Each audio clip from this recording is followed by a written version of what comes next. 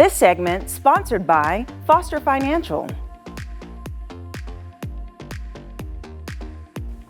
Welcome to Women's Wealth Wednesday, providing women with financial advice that's super useful from Foster Financial. And joining me today is their Vice President, Caleb Doane. Hello, Caleb. Hi. Welcome back. Thanks very much. Yes. Okay. So today we were talking about required minimum distributions. And we hit on this before, but the important thing is that the deadline is approaching soon, right? Yeah, that's exactly right. I know sometimes the IRS gives us until, tax time of next year for different things like contributions and things like that. For RMDs, they typically need to be taken in the calendar year. So December 31st, the RMD needs to be taken.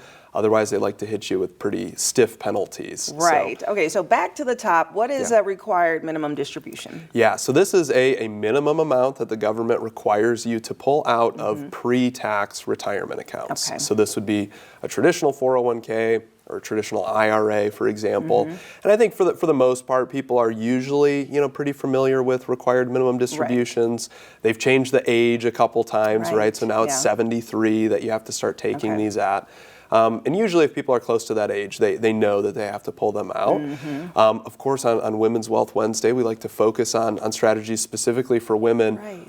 One of the kind of situations that we'll often see where it causes people to maybe not know what their RMD is if they have a spouse pass away where the spouse was RMD age, but they are not RMD age. And so, a situation we'll see is where a husband is 75 years old, he had been taking RMDs for a couple years, the wife is 65 years old, has never had to take an RMD.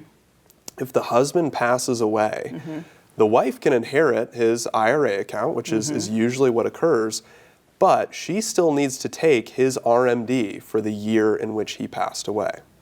Okay, so she that's has, important to know. So if a spouse has a husband who is over that 73 and a half, and what if it's their first year having to take it and they never have before? Does she still have to keep track of that? Yeah. So if the spouse who passed away has an RMD for that year, the spouse who inherits the account still needs to take that RMD. Okay. But then in future years, the wife in this scenario, it's basically treated as if it's her IRA from then on. So in future years, since she's not RMD age, she doesn't have to take one. Okay. That's kind of a unique option that's available only to spouses when they inherit these accounts.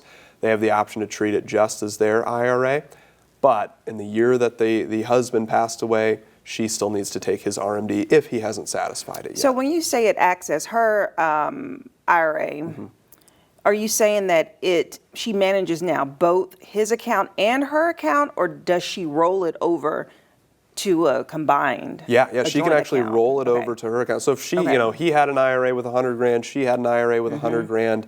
In the year that he passes away, she sends a little chunk to his, withdraws it for the RMD. The remaining amount can be rolled right into hers, and it's just one big account, which is a really nice thing that's offered to spouses. Children don't get that same option. They can't roll a parent's IRA into their IRA. It has to be separated. So what happens? So let's say that a dad is 75 years old. He gets his minimum required distribution each year. He passes away, doesn't have a spouse, but has a son. Has kids, yep. So what happens? Do the child also have to follow the required minimum distribution? Yes, the kid will still have a required minimum distribution. And another rule is that the entire account will actually have to be cashed out within 10 years of inheriting it. So that's kind of an extra rule that happens with kids. And that's, I think last week we talked about Roth conversions. That's one of the reasons we do Roth conversions too. Because if a dad has $1 million in an IRA, passes it to an only child, that child's going to have to cash out 100 grand every single year for 10 years, let's say, to be able to cash that out within the 10-year rule. And that could very easily bump them up into a higher tax bracket. Right. And then so we talked about future years for a spouse if they have to continue to take out, and you said no.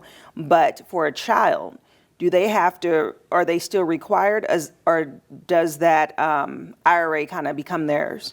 That they are still required to take Okay. RMDs, and it will be in a separate account. It'll be Yeah. an inherited IRA account, Yeah. and there will be certain RMDs that they have to take out, but Mm-hmm. they're actually subject to a couple different rules. One, there's a minimum amount they'll need to take out every single Mm-hmm. year, but two, it will have to be cashed out fully by year 10. So the RMD might only say, hey, you only have to pull out, 4% or 5% every year. But if you only did that, you get to year 10 and now you're having to pull out 50% because all of it's got to be cashed out. all of it's gotta be cashed, And the rules are kind of changing year to year a little bit. We had Secure Act 2.0 a couple years ago, and there are certain things that are going into effect over time. But there's a lot of rules when accounts are inherited. So it's good Yeah. to kind of take a look at this, especially as we get close to the end of the year here. Yeah. Awesome. Well, thank you so much. Yeah, thank for your you. financial advice. And you too can get financial advice from Foster Financial by giving them a call. Their phone number is listed below, and I'll see you after the break. This segment sponsored by Foster Financial.